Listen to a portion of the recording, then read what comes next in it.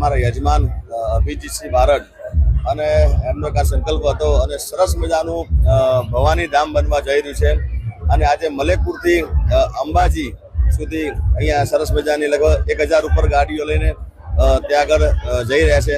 તો અભિજીતસિંહને મારા તરફથી ખૂબ ખૂબ શુભકામના પાઠવું છું અને એમના બારોજી તરીકે એમને ખૂબ આશીર્વાદ આપું છું એ ખૂબ આગળ પ્રગતિ કરે અને આપણા ક્ષત્રિય સમાજ માટે ખૂબ શિક્ષણની પણ ખૂબ જરૂર છે. તો ખૂબ સારી વાત છે અને મારા માટે ખૂબ લાગણી અનુભવું છું. ભવાની ધામના નિર્માણ માટે શ્રી ભવાની ધામ સંકલ્પ યાત્રા અંબાજી જઈ માં જગદંબાને ધજા ચડાવી અને સંકલ્પ લે છે.